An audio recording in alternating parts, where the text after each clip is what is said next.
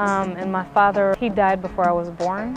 When he died, my mom's main contact was my uncle. My mom got married and we moved, and so they lost contact. And so I like gave up. Like I wrote Oprah a letter. That was like my last ditch effort. You know, Oprah didn't come through. His friend looked Somali, so I was just like, oh, hey, where are you from?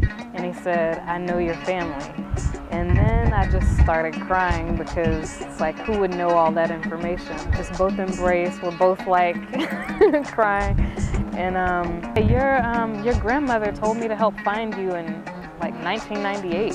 You know, the next 2-3 weeks I'm getting phone calls from all over the world because my family is so spread out. My Yeo, she comes out of the house and a flood of people came behind her.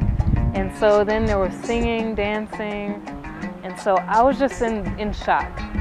Like I couldn't even cry. Like I couldn't do any. I was just in shock. Okay. Well, I was born in Oklahoma City, Oklahoma, and my father he died before I was born. So my father, of course, he's from Hargeisa. My mom is from the States, so she's from Oklahoma. And when he died, my mom's main contact was my uncle, who lives here in Hargeisa. And at the time, he was actually in school in Germany, in high school. And so when my father died, he would send my mom letters, send her like little dresses for me. He'd send soap and, you know, just things that a teenager felt that she would need.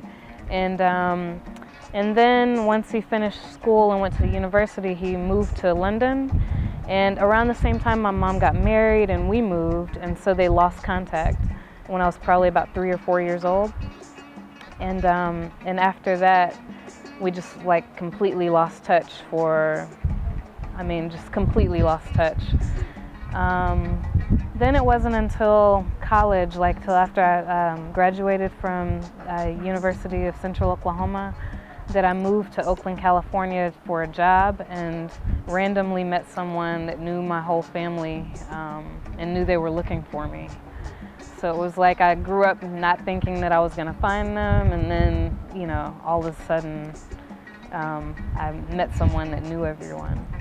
Well, because there's very few Somalis in Oklahoma, anytime I would meet a Somali, which was very few times that happened, I would go through my whole story just in case they knew something. So like when I was in school, one of my classmates was from, I don't know if he was from Hargeisa, but he was Somali. And so I told him the whole story. And then one day I brought all my pictures to class. Going through the pictures, he told me, oh, I recognize someone in one of the pictures. So I'm getting all excited. Maybe he can help me find my family. And then there was nothing. Like he just kind of, I don't know, I made a copy of the pictures and letters and gave them to him, and nothing happened. So by the time I graduated from college, like I just thought, you know, maybe I just need to just face it, like maybe it's never gonna happen. And so I like gave up. Like I wrote Oprah a letter. That was like my last ditch effort. Okay, I'm writing Oprah a letter. This was right when right before I graduated, because I always envisioned all three sides of my family being at my graduation. So like high school, I was hoping for it. It didn't happen. You know, university, I was hoping for it, and you know, Oprah didn't come through. So then after that, I just kind of gave up. And I done an internship at an ad agency the summer before I graduated. And so they offered me a job. So I graduated, came back to work. And 2 months later, my sister and I were at a nightclub in San Francisco.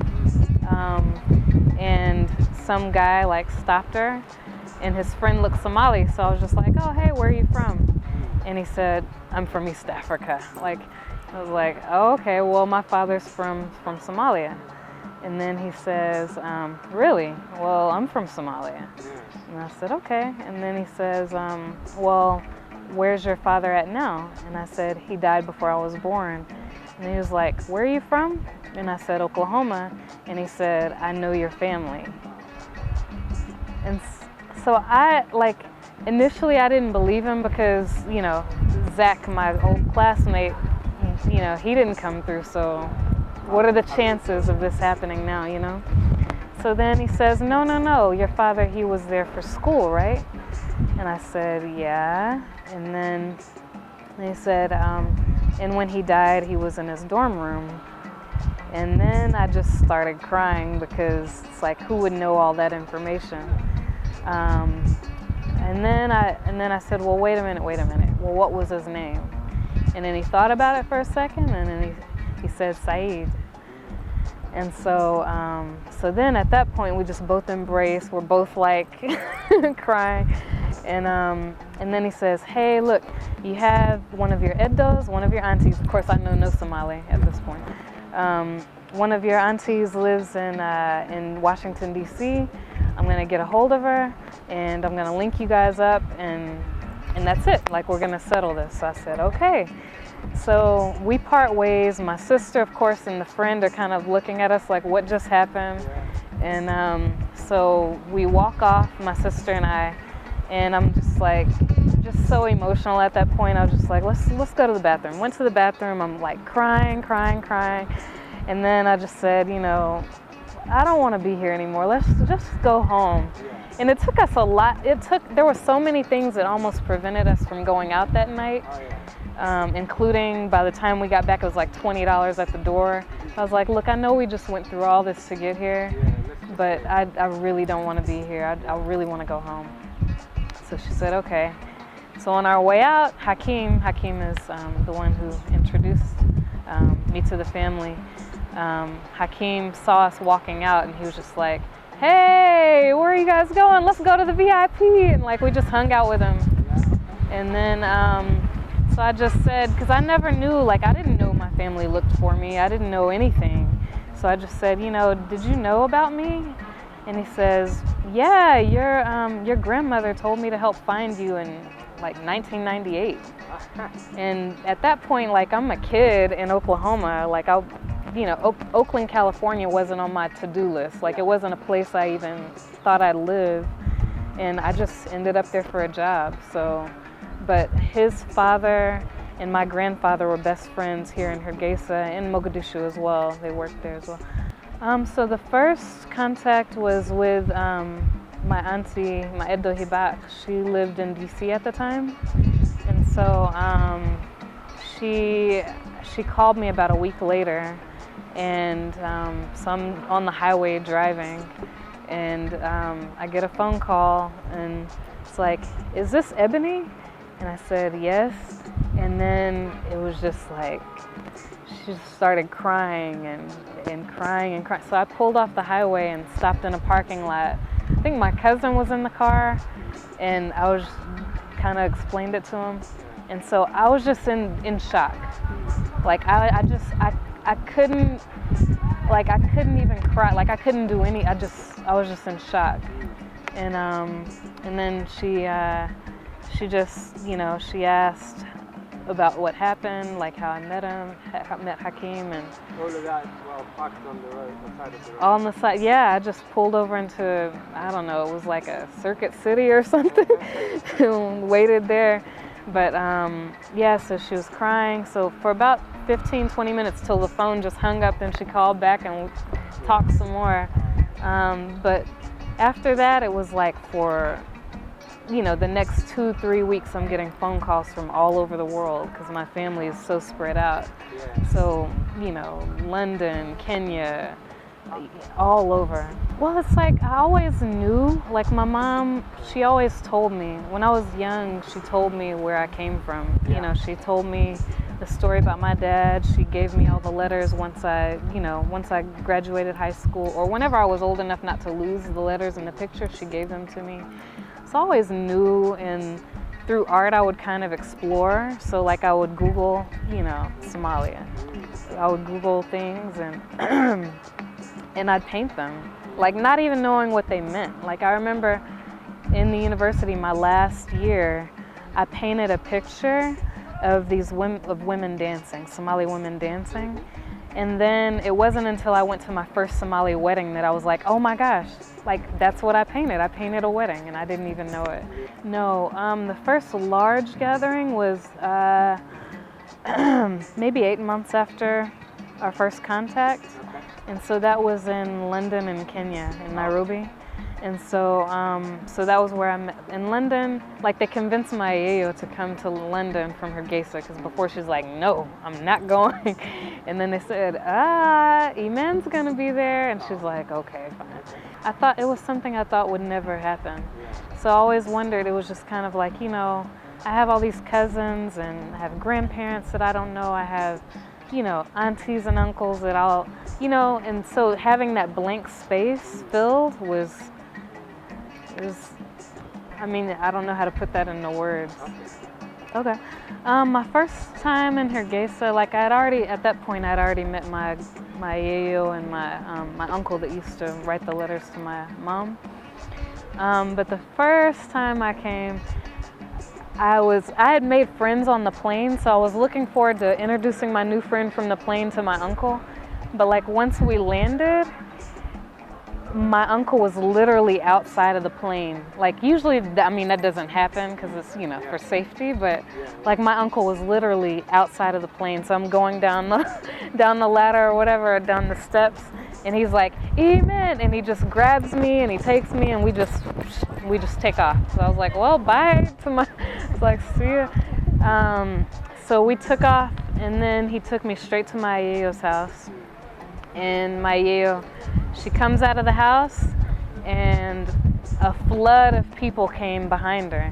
And so then there was singing, dancing. She brought it's like the silk flower necklace. Like she put it around my neck and yeah. And yeah, it was amazing. So there I met so many cousins, and her and just, I don't know, one of the things that struck me initially was how giving people are. So like one of my cousins, I liked her ring. Like she had this ring on and I was like, oh, that's a beautiful ring. And then she just said, oh, and she just took it off and gave it to me. And I was like, no, I didn't mean for, you know, you don't have to give it to me. And she was like, no, like she wanted me to have it. And so I was just like, okay, thank you, you know. And then not too long after that, and someone else said, it was just a nice ring. And I said again, forgetting what happened before, oh, I like your ring, it's nice. And then she's like, huh. And then she took it off and I was like, oh my gosh, like I'm not. So that's one thing that struck me initially, was just how giving people are. And that's something that I continue to see in different ways. I've learned a lot, but yeah, I mean, I've learned a lot, but like, I feel like I've learned more I would say outside of the home than I have inside of the home. Like inside of the home, my family's just like, hey, they're not telling me, you know, I had to learn on my own some of the rules or some of the societal rules. Because I don't know if my uncle just didn't, he just wanted me to be free. He wanted me to be who I am. He wasn't asking me to be anything different.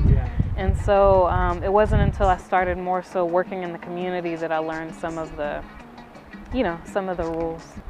I mean, you know, my story could have ended up differently,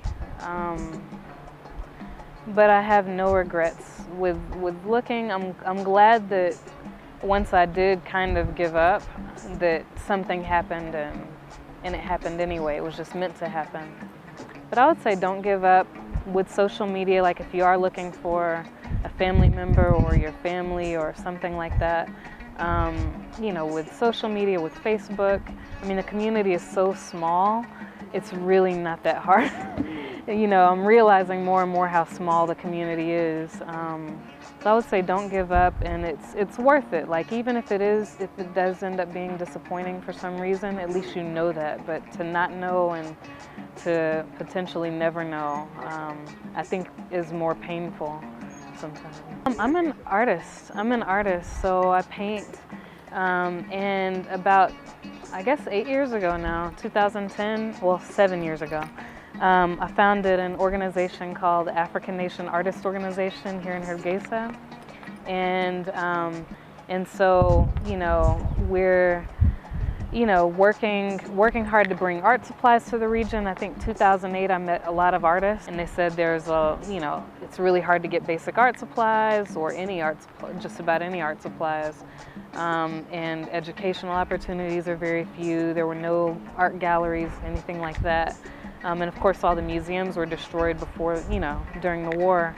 And so we founded Afrikanation, and since then we do an annual art supply donation drive in the States, and I'll say South Africa too, because there was a university that collected supplies and sent them here. We do that every year, and a celebration of art and culture, which is designed to bring different cultures together to learn about and share with one another. And also art classes for kids. We had art classes going for about 3-4 years, and we're going to try to start getting those going back again at the orphanage, Hargeisa Children's Orphanage. So inshallah we'll have that going soon. Excellent. Thank you.